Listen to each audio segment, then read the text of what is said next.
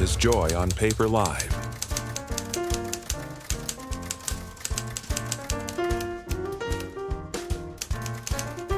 And Reader's Zine.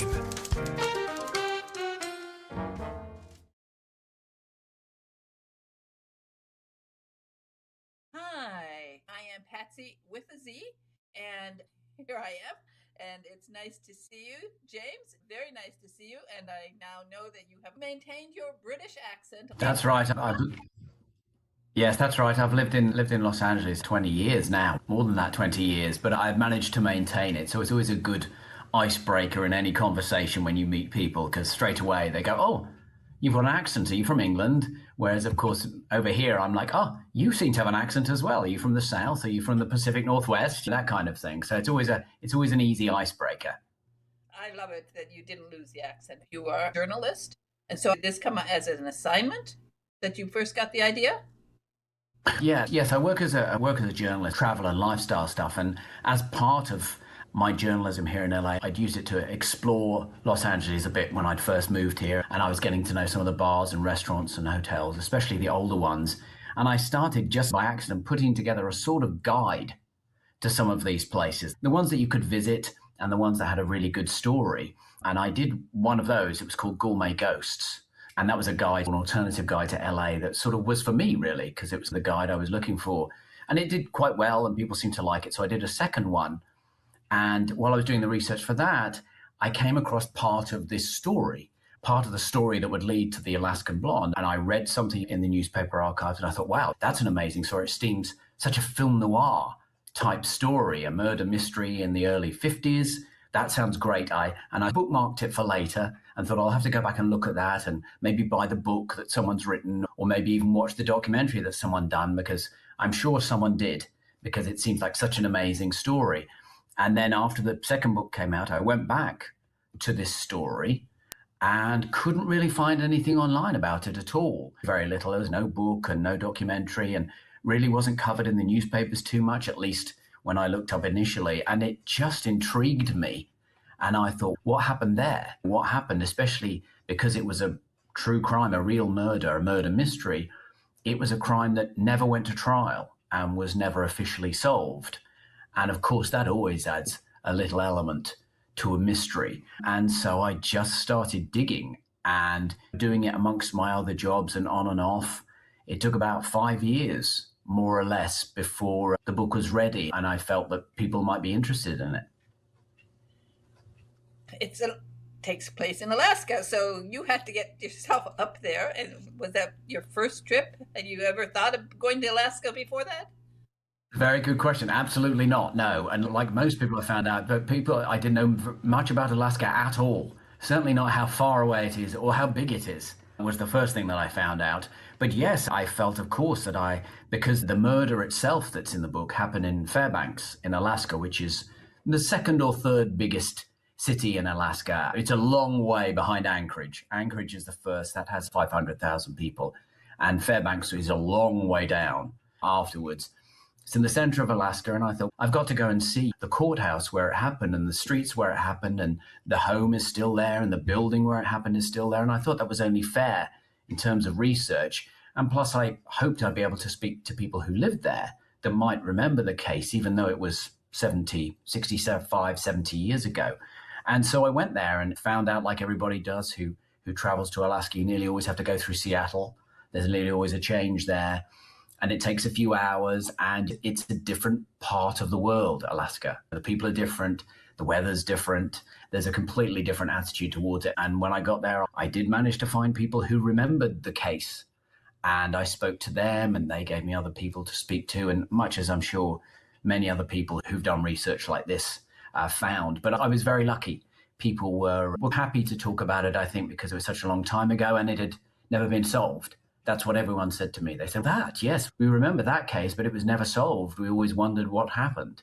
And the very first day I was there, I went to the local library, which, of course, you do. I live in libraries. That's where all my work comes from. And I went to the front desk, to the reference desk, and I said, I wonder if you can help me. I'm doing some research on a crime that happened a long time ago. You probably haven't heard of it. And the lady behind the desk said, oh, yes. She said, my friend used to be married to the uncle of the person who was involved. We actually talked about it, and I did some interviews about it about 20 years ago. Would you like to see the notes? And of course, that would never have happened if I hadn't gone to Fairbanks and asked. I suppose I could have called the library and I might have got her on the phone and she might have mentioned it, but she bought the notes in the next day. You had to go, and it made all the difference, I think, in also making people comfortable to talk to you because they felt that you'd actually made the effort to come and see and come and speak to them. You weren't just somebody, was understandable, just someone who lives far away in the lower 48, as they call it, who just seemed to be interested in a scandalous story and just wanted to look into it without actually bothering to come up and see what the place was like. So I think that really helped. And the research is so much fun. So let's get to the basics. We have a murder. So tell us about this couple. The minute you saw it, I can see how your mind starts spinning. Oh boy, this is good. This is so Yeah. good. And why hasn't anybody done this before? So that Yeah, absolutely. Writer moments, those that you get so thrilled with. So tell us Yeah. about this murder.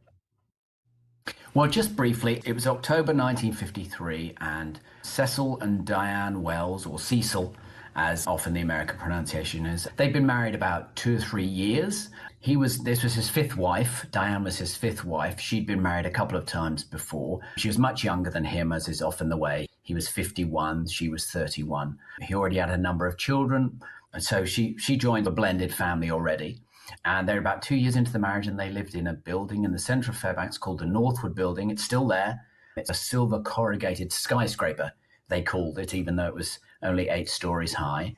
And on early in the morning that October in 1953, Diane said that 2 men knocked on the door, banged, forced their way into the apartment, shot Cecil while he was asleep in bed, beat her up, took some money and jewelry, and escaped.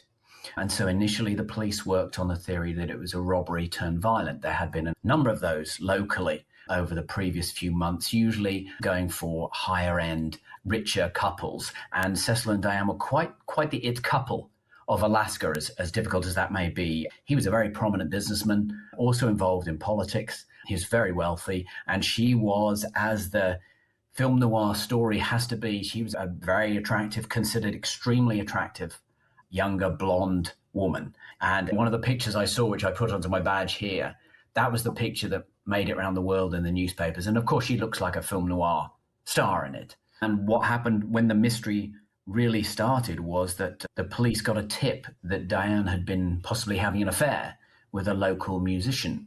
And when they found out the musician was a black man called Johnny Warren, that changed the story completely, because, of course, this is 1953 in the US, or at least Alaska wasn't a state then, but it was within the US, and it was more or less illegal. This was a time of segregation, and that suddenly became the story, and it made it burst out into the US newspapers and even internationally.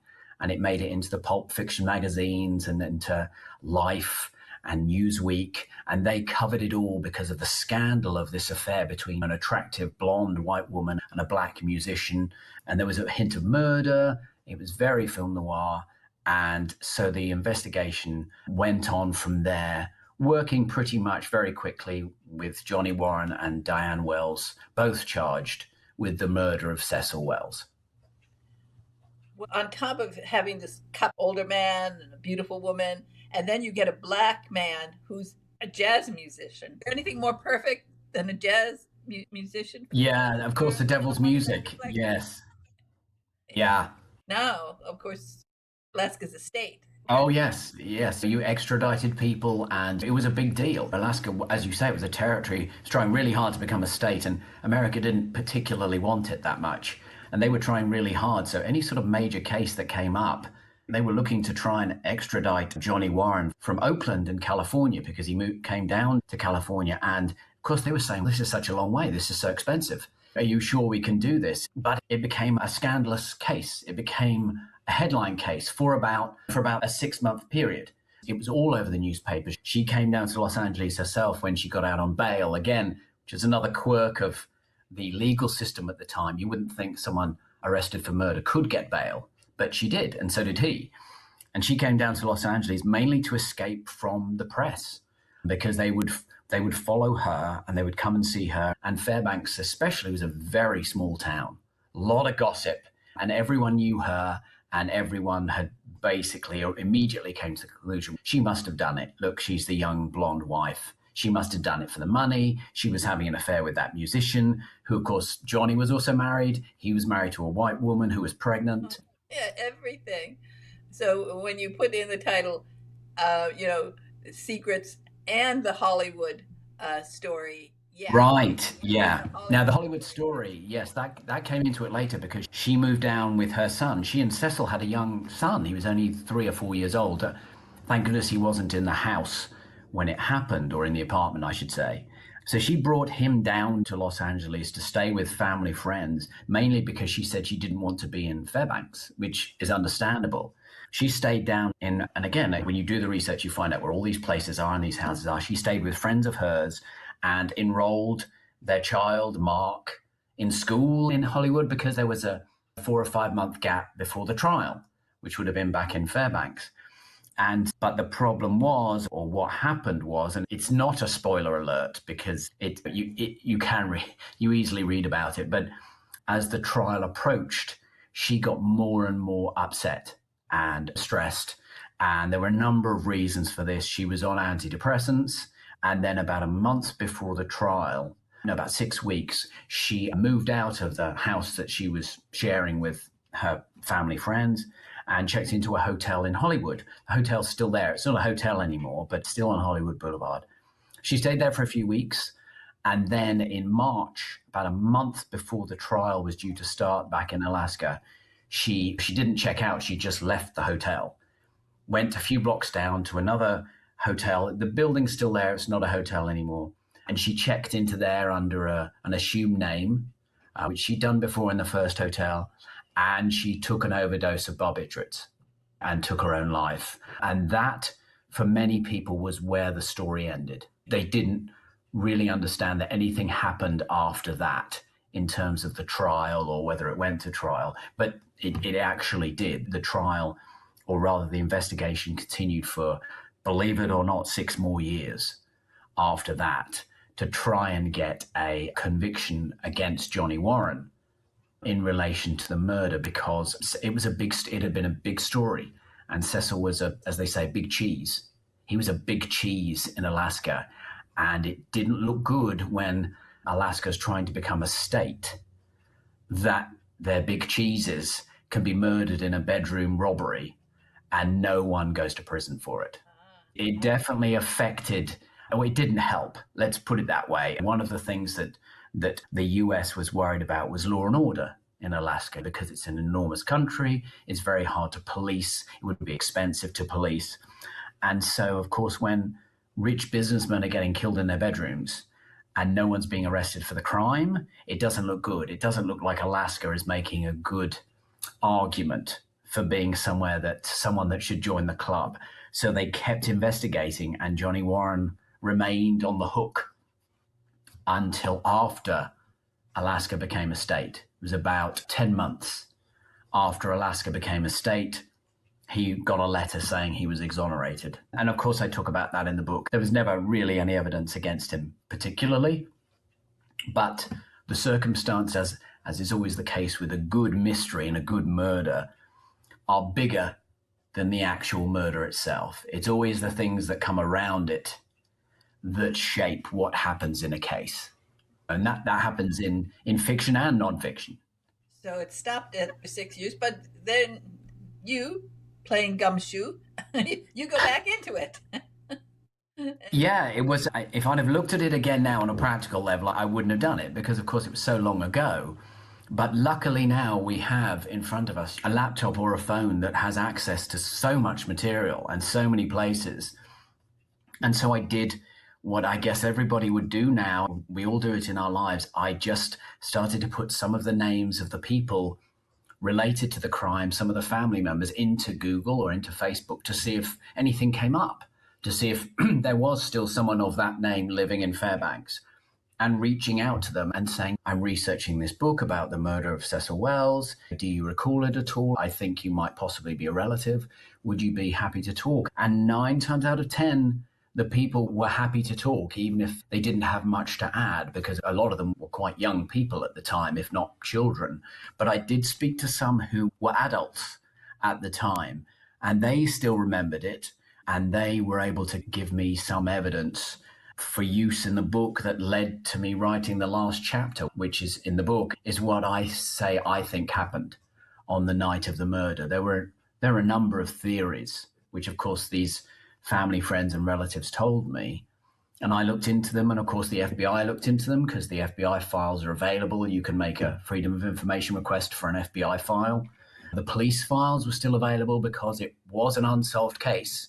Technically, they still had them literally in cold storage. They had literally cold storage, meaning they were kept somewhere without climate control.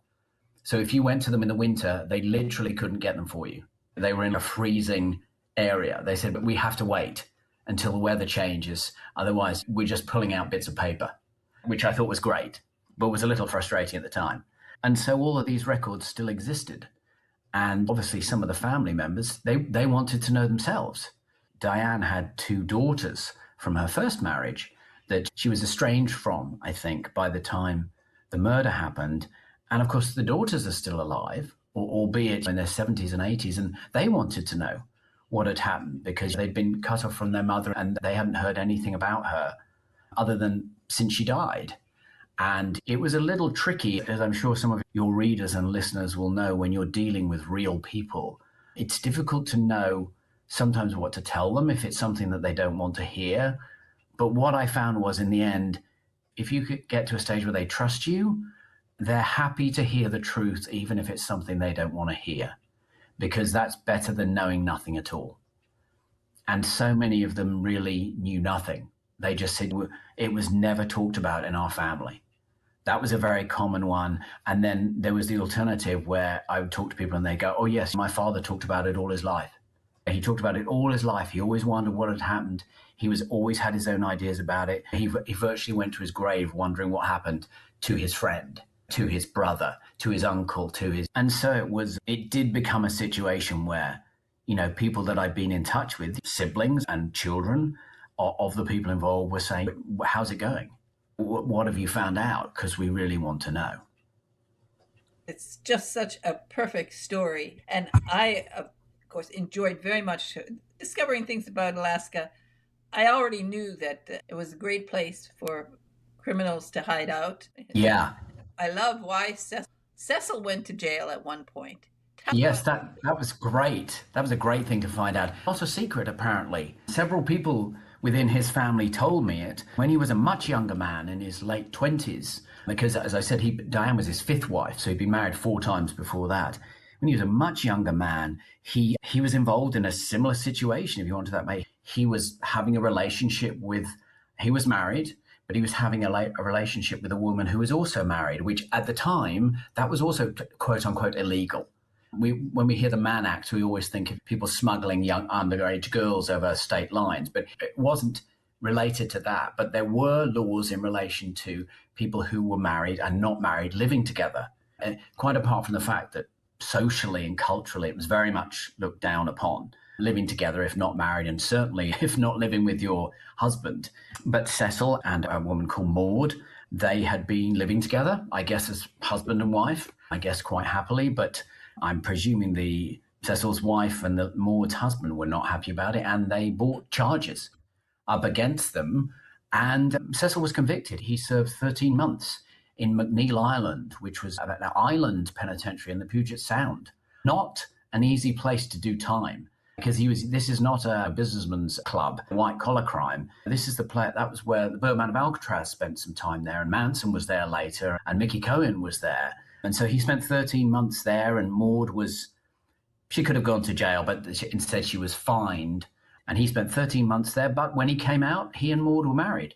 They were married for several years, which I thought was a story of love. That is a story of love, that she actually waited for him, and he was prepared to go to jail for her. So it was interesting that later, as you often find in cases involving real people, there was a parallel later when he and Diane got married, because technically Diane wasn't divorced from her second husband. So that was about another 6 months in the future. And there's no way he didn't know that. But he'd been to prison for love before. And I thought, I'm sure he said, you know what, we want to be together. Let's just be married. Again, it's in Alaska. This is before the computers. They're not going to check. But for a man who'd been to prison for such a thing, that was a pretty bold move to make. But he wanted to be with her. And I think it was a genuine love match. Again, we're still talking about the 50s. Men and women didn't live together, really. If you wanted to be with someone, you got married. That was how it worked. That was how I found. I was surprised initially. I was like, Cecil was married 5 times. That's a lot. But you go through the books, and Johnny Warren was married 5 times by the time he died. Diane was married 3 times. It was very common, actually, at that time to have multiple marriages, because if a relationship didn't work out, you didn't not live with someone or just live together. You got married. You got divorced, and then you married the person you wanted to be with. So that was end up in jail. You would do that, and it's funny. Really, yeah. I think what would happen today if we did that with all of our. I mean, they'd all be. Yeah, the courts would be even fuller than they possibly are. Yes, times have changed. That was something else I found in the book. Times have changed a lot since the 50s. There are certain things that we don't consider to be as shocking or as difficult or as complicated. But I did feel that if this happened today, it was a young, blonde, attractive woman with an older, rich husband, and she was accused of his murder, and she was having an affair with a young black man. I think the scandal would be just as high. I think it would still get covered just as much as it did then, which was a little disappointing, because you'd like to think we wouldn't necessarily fall so easily into such a trap. But as you said, it's such a story that you almost couldn't make it up. I look back at noir films of the time, and even they very rarely dared step into the category of relationships, interracial relationships. They very rarely did that in movies. And this was a real one that actually happened. Diane denied all the way through that she and Johnny had a relationship. But when he went to the police in the end voluntarily and told them all about it, it was clear they definitely had a relationship. And not for a long time, but they had a relationship. And there were letters she had sent him, and she did seem to very much like him. They met there's a building in Fairbanks that they demolished it about a few months ago. And that building was where Diane and Johnny had met in a friend's apartment a few times. And so, of course, when they were going to demolish it, I was like, I want a piece of that building. I want a piece of that building because it's important to the story. So I got a little piece of rock from it. So that was a souvenir, because there was not much left from the 50s, as you might imagine. But I managed to get a piece of that, and I did manage to find again, it's in the book, there's a picture of it. I did manage to find some evidence that was still in the archives. It must have been probably a bracelet or a necklace that she was wearing that they had kept from the crime scene and was still in the National Archives, or they would be the Alaskan archives now. And they'd kept it. It was her necklace or a bracelet. And they'd kept it all that time. I don't know why. It was in an envelope. And so I'm going to have to get my way up to Juneau, which is where the archives are, because I just want to see it. It's the only thing I've got that's from that period. So you started on the book in when? What year?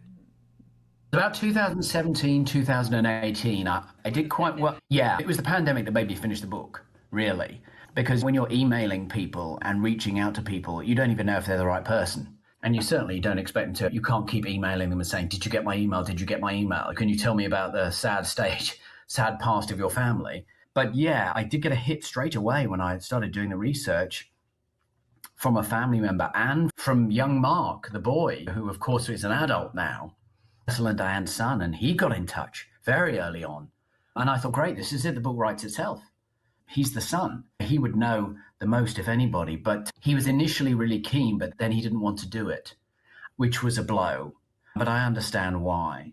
And then it was just a case of doing a lot of searching the archives and phone books and Facebook and trying to find people that were around at the time, reaching out to them politely and asking them if they remembered and if they would care to talk about it. And I think I really got pretty lucky. For something that was 70 years old, I was really lucky to get to talk to a lot of the people, even if it was just briefly. And as I said, it was mainly because so many of them, it was just a hole in their lives. They really didn't know what had happened. They remembered it from when they were children, and it was never talked about. So they had no idea what really happened. And they wanted to know, mainly because a lot of them had their own grandchildren by this stage. And the grandchildren would ask, what was your father like? And people would be saying, I think he got murdered by my stepmother, because that was all they knew. And of course, the grandchildren are going, what do you mean? What happened? And they wouldn't have any more to tell them. So that came up quite a lot, was that they wanted to know in order to be able to tell others. Well, your background, as you mentioned before to me, that you went to school to study media. Yeah. You work in the theater, or did you work in film or television? Yeah, it was TV and film that I worked in initially. Then I worked in the music industry for a while. And then I moved from London to Ireland. I lived in the north of Ireland for a few years. And that was where I really expanded a bit, much more into journalism and a little bit into screenwriting as well. But I would have never have thought to myself that I would have written a book or anything. I was quite enjoying, my forte is 1,000, 1,500 word pieces. That's my forte, and I can do those, and I enjoy those. They're the kind of pieces I read myself. I have the patience for reading those. So to write a book about a true crime, I would have always thought to myself, well, which one? What can there be that's left in the world that people can't get to now? It would have to be something undiscovered, and when would I be looking for that? But then I ended up doing these guidebooks, but I still wasn't thinking, oh, I'll have to look into that one. I'll have to look into that one, because all of these crimes were from decades ago, as was this one. But this one, it was just when I read about it and I thought, that sounds fascinating, I must look that up. And there was nothing. As you say, my antenna were like, how's that? How was there nothing? How can I not find anything about that? That sounds like it must have been a sensation at the time. And it was, but it had two like big flares when it happened, and then a little bit later when she died. There were the two massive flares in the press at the time. And then it disappeared after that, because as far as the world was concerned. As a journalist, you think nonfiction and think about writing a novel instead? Yeah, it's a good question. Yeah. People have asked that. And I did think about it, because I thought, I've got the basis of what happened. I could follow that. But as I'm sure many people who read or listen to, especially with true crime, there's stuff that happens in real life that if you wrote it in a novel, people wouldn't believe it. They'd think it was exaggerated. They'd think, people don't do that. That would never happen. And I was reading stuff where I was like, that can't be true. That can't have happened. But it's in the FBI files, it's in the police files. It's what someone told me. And of course, as a journalist, you are aware of bias, and you are aware of the people you're talking to, and that they may have something that they want to get across to you. They may have an idea or something that they want you to go away thinking as well. But it's the same thing. You don't walk in the room and say, so tell me about your sister. Was she murdered? Because then they feel obligated to give a certain answer, and they're going to go, yes, she was. She was murdered, and it was a terrible time. You go in and say, thank you so much for talking to me. I understand that you lived in Alaska in the 50s, and I understand that something happened with your sister. Do you remember that much? Would you like to talk about it? And you let them talk themselves. But yeah, there was just so much in there in the end. And even as much as it's not related to the story, a couple of sort of celebrity cameos come into the book. Walt Disney appears for a moment, and Earl Stanley Gardner, who of course I'm sure everyone knows wrote Perry Mason, all the Perry Mason books. He's in it. He got somewhat involved in this case. And I just thought, how do I get that into something fictional? People are just, it's more interesting to me that it really happened than was something fictional. And plus, your journalistic mind. But what about, have you written a script for this?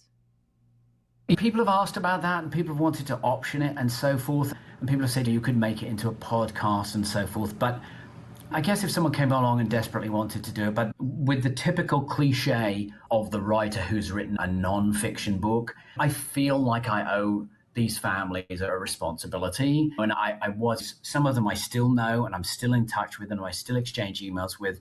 And it wouldn't feel right to me to fictionalize it or even have someone else make a script of it, I think, if it wasn't entirely accurate. And that's not possible in film and TV. It's just not possible. And so I just figure I did the book, and the book is as honest and as factual as I can possibly make it. And if people want to read the story, I'd rather they read that, and I could stand by that and be proud of it, rather than just have to turn around to like I still know Diane's eldest daughter really well. And I would she said, it's on TV and I watched it.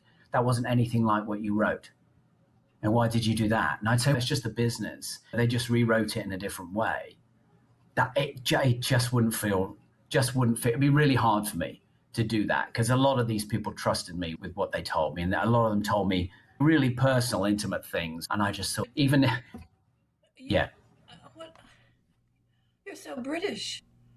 You know, You are like I won't lie. You're like a knight on a white horse. Well, I mean, you look the part. I mean, you have this wonderful hair. Yeah, it's all white. Yes.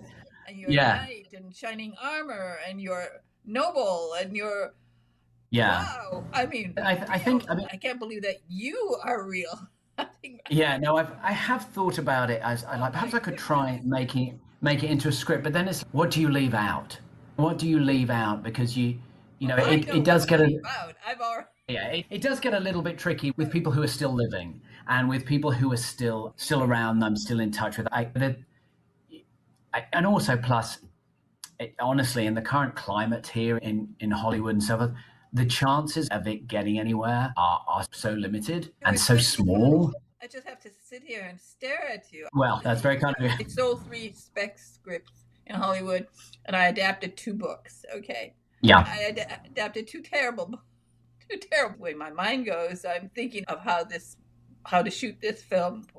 Sure. Oh yeah, it's absolutely about it all through as I'm reading. Yeah. And then to hear that you say. Nobody says what you just. I don't know anything. Well, I really don't. I think it's just laziness as well. It's just laziness because I can't be bothered to do it. But I just know that if someone gave me notes and they said, "Can you take that out?" I know I'd be like, "But that actually happened. That actually happened. That was a real thing. I didn't make that up." Oh, I mean, they wouldn't let you on the shoot. That was the thing. It would be, I suppose if someone offered me an enormous amount of money, I would get in touch with the people who I am in touch, and I said, "Look, they wanted to do this. It means I don't have any say in it." The whole problem is somebody is going to take this, and somebody is going to steal it word for word. They you can't stop them. They probably could. Yeah, but the thing is, at least I had done the book first, and it was the real story, and I did it first. You're noble.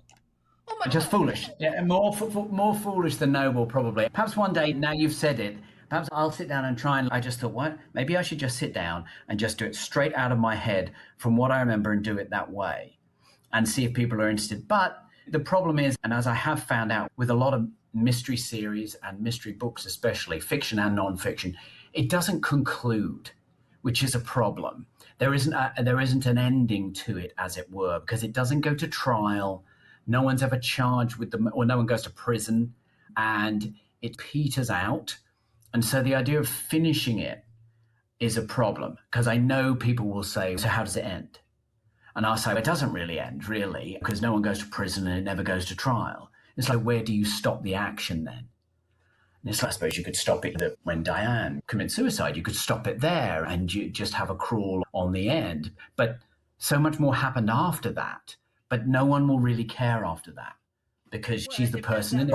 It depends on the scriptwriter. I'm sorry. Oh yes, then obviously I'm not so good at that. I might consider doing it again. It was because it is a great story, but also I want to sell books now. I want people to like it and read the book now, rather than spend 3 years writing a script that no one wants to read and everyone says no to. And then I go, that's great. We're going to try to sell the book. Let's try to sell the book. Yeah. We'll push the book. But in reality, it depends. You have to do a big push to get a nonfiction. Yeah, I don't have an agent.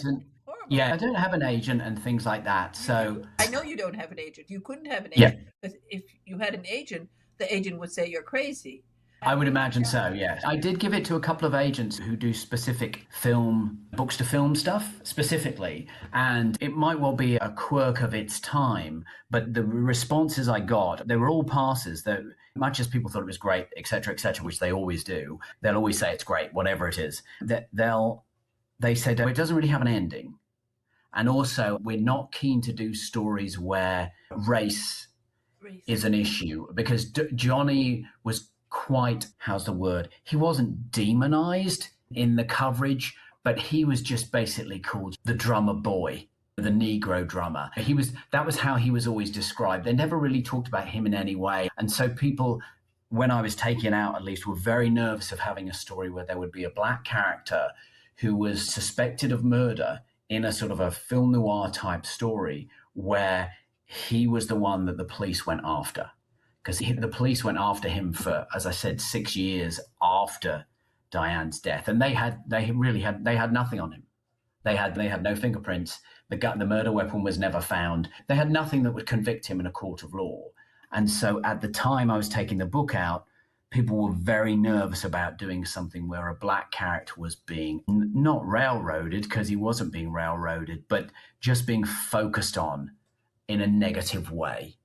And I said, it's just as much that she as a woman was being focused on in a negative way. People were saying to her, she's a blonde, she's a bimbo, she's a gold digger, all those other terms that people dislike and use to dismiss women. They seemed okay with that. And I said, that isn't okay, though, because she had just as much in her life and just as much reasons for what happened. But the press totally focused on her and made her the center of it all and convicted her before the trial, as it were. And yet I thought that would be something that at the time the studios and things might be interested in, to take a story that might have somewhat of not a feminist bent, because she wasn't a feminist, someone where a woman was dealt with in a certain way because she was a woman and an attractive woman.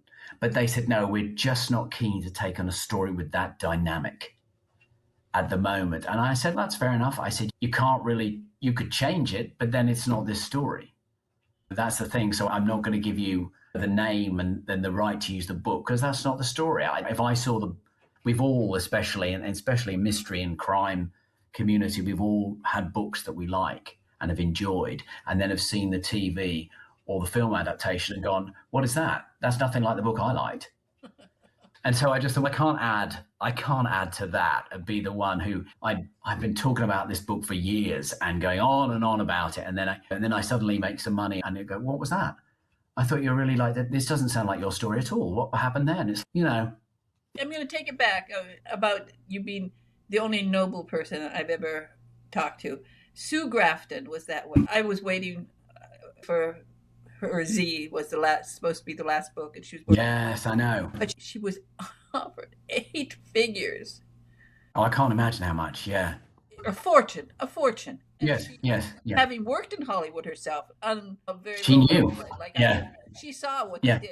I adapted one book, a book that I took. They had great hopes for it, and I don't know why, but I wrote a really great script from it. But the fact was, the person who wrote the book had never been to the places that he wrote about, didn't know anything about what he wrote about.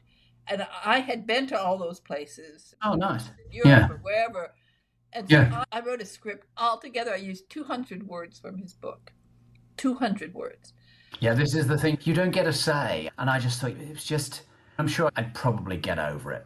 But it was just, if it hadn't been as much of a family thing and talking to the family members, if I hadn't, because as I was always saying to the people, and I think it helped, when I was doing my research and contacting these families, I said, look, I've got no skin in the game here. I said, I'm not a lawyer. I'm not a member of the family. I'm not someone trying to catch you in a lie. I'm not a private investigator. I'm not a lawyer. I'm not law enforcement. I wasn't alive at the time. I'm not even from America. I've never been to Alaska before. I don't have an agenda, because they wondered what my agenda was, why I cared. Why did I care what happened? And I just thought, because it seemed that the story was unresolved. You went in a rabbit hole, and once you get in there, follow it. I wanted to know what happened, or at least what the people who were nearby thought happened, because I thought this was too much of a thing to happen in people's lives for no one to have ever given it another thought. I wanted to know what happened to their son. He was 4. He was an orphan at 4 years old, and the newspapers called him the millionaire orphan. That was what they called him in the newspapers, because Cecil was rich. And so he got all his money, and they called him the millionaire orphan. And I thought that was awful. And I thought, this poor guy, and I thought, he's an older man now. If I ever spoke to him, if I ever got to speak to him, I'd say, I'm so sorry for what happened. That must have been an awful time in your life. And I might be the only person in the world who's read about it in the last 50 years. And I just wanted to say it's awful. I would love to tell your story. What do you remember of the story? What happened in your life? And because I like reading books like that myself, And especially as true crime fans know, it's never necessarily about the crime itself. It's all the ripples out, which is such a cliche to say, but it all ripples out. A crime ripples out. And as I got to know these family members, and they would show me their family photos and things like that, and I was like, wow, this really still means something to them after all this time. I can't mess it up. I've got to do a proper job here. I've got to try and get everything I can so that I can honestly say to them, look, I don't know. I do know. I do know it's not this. I do know it's not that. Because as I said in the book, some of them had quite clear ideas about what had happened and who was responsible and so forth. And I could say, look, it absolutely wasn't that. It wasn't that. And maybe that didn't make any difference. But when the book came out, I expected loads of them to get in touch or not at all and just say, how could you? I read your book and this is absolutely ridiculous. You've totally betrayed me. But it didn't. There were a handful of people who got in touch and said, I read it and it was really good and it really brought back the time and made me think back, and it brought back a lot of memories. And I don't know if I agree with everything that you said, but I really appreciate you making the effort and writing it. And I was like, that's all I really need. Because if I had really wanted to, if I'd found this story and had been, wait, this would make a great movie script. I could start a movie script on this. I wouldn't have bothered to do all the researching on it. I wouldn't have needed it. I wouldn't have needed it. It would have been better to have made it up. Yeah. Because once you get in once the real things are in your head, it's hard to go, oh, let me forget the real things and put something fake. It would have been much easier to just go, I've got the gist of it. These are the people. These are the main characters. Let's go and let's have a look at it. But I wanted to know what happened. And I guess I was lucky or unlucky, and I came across some things like someone's diary, their memoir that they never published, someone who investigated the case. And I was allowed to have it. They sent it to me. And I was like, oh, wow. The book is really fascinating. It's really great. And you, as you said, you've done the work and you have all this extra details around it. And we discover a lot about Alaska and about, there's a lot of things that you learn. You come away from reading this book, you feel like you know something. It's not wasted time. You feel like, whoa, yeah, I have. I'm glad. I was hoping for that. Because I thought people were going to read it, especially in Alaska, and they would go, this isn't what Alaska was like at all. You've got it completely wrong. How would you know? How dare you do something and you're not even from Alaska?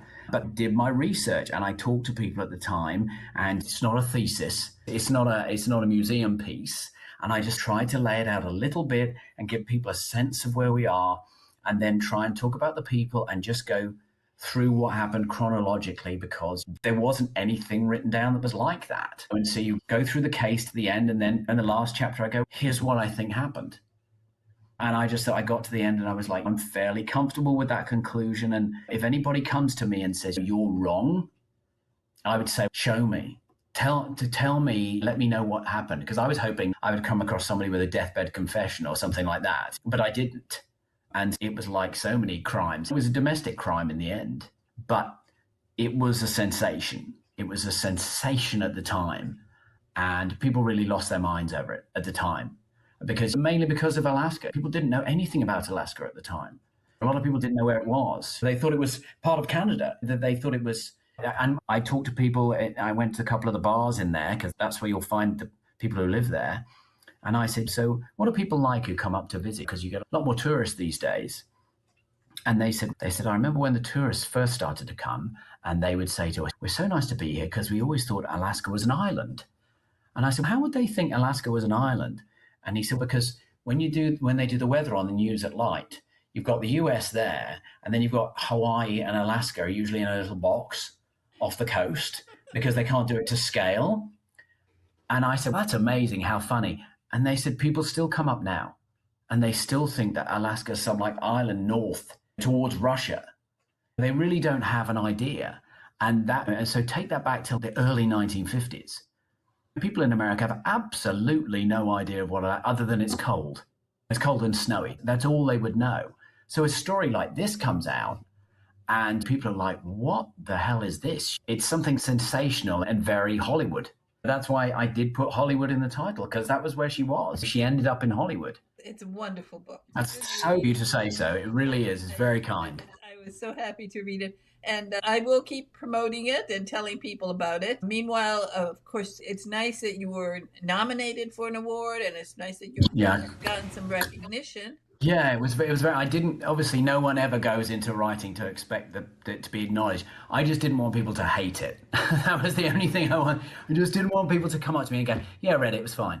And I didn't want the family to, but yeah, to get nominated for those things was really nice and very rewarding for the work I put in. And still, people still email about it. I got an email last week from a guy, he's a lawyer in Sacramento, and he had read the book and he said he enjoyed it. And he said, you mentioned something about a blah, blah, blah from a phone number. So I went up and looked it up in the National Archives for you. And this is who the phone number belonged to. And this is where they lived. And I emailed back and I said, thank you. I sent him a badge.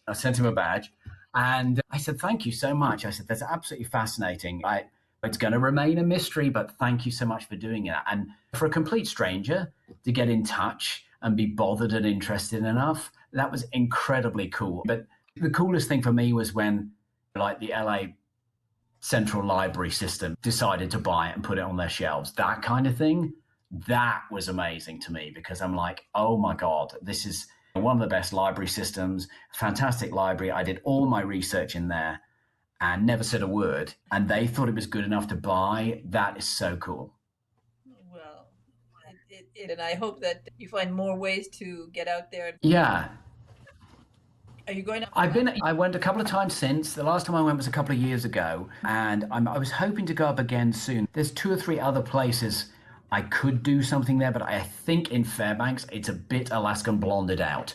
Most people, when I get there now, when I go and visit, if I vaguely mention the book, and they're like, oh yes, you're that guy. I've seen that book, or I've read that book, which was great when I went up there, because I thought people would be like, no, never heard of it. Never heard of it. Is that something that happened here? But people still remembered it. It's like anybody who has a relatively small place that they live in. They never expect to see their town in a book. They never expect to see their town getting any publicity of a good kind, or at least getting anybody who writes about it and cares and is interested. So I think the people in Fairbanks really were pleased that I'd written a story about something from their past. Even though it wasn't a great, good story, it was an amazing story where at the time they were in the newspapers and stuff, and usually they don't ever get to be in the newspapers.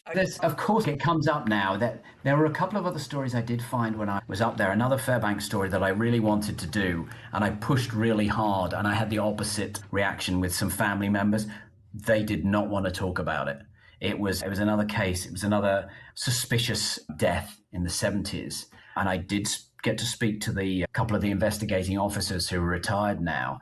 And of course, one of them said the magic words. I said to him, with my journalist hat on, I said, you obviously had a very long career. Are there any cases that you never forgot? Are there any cases that stayed with you even after you retired?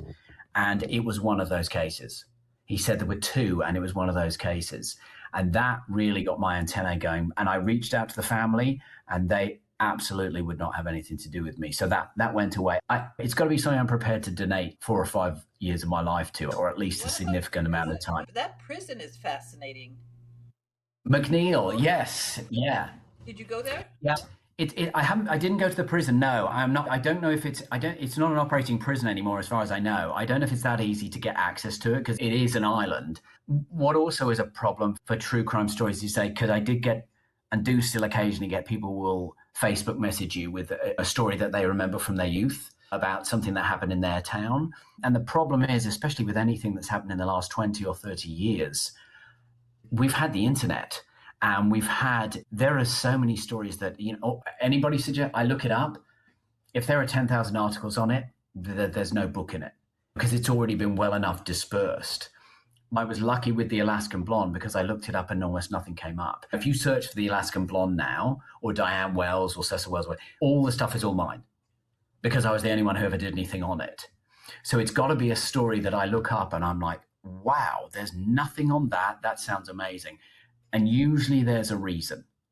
Usually there's a reason that there isn't a book or a lot of coverage. And I was lucky, I think, in finding one that it was just happened to be of a time and place where people weren't that interested in stories from somewhere that far away. And I just happened to follow it and be interested. Well, of course, it's available online. Do you have a website or social media? Yeah, it's on Amazon, of course, and all places like that. And my own website is Gourmet Ghosts, which is where I have everything now. Gourmet Ghosts were the original guides that I did to the bars and the restaurants and hotels. Gourmet for food and ghosts, because I put ghost stories in there and I thought it was a good name. But they ended up being lots of crime stories in the end.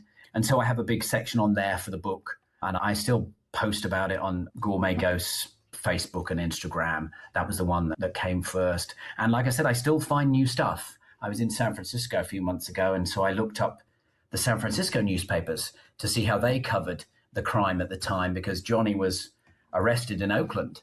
So it would have been a local story for them. And coverage is often different in local newspapers as opposed to national ones. And I managed to find a few little interesting clips and a few more bits of information. So I post them on the blog so people can see if they're interested still.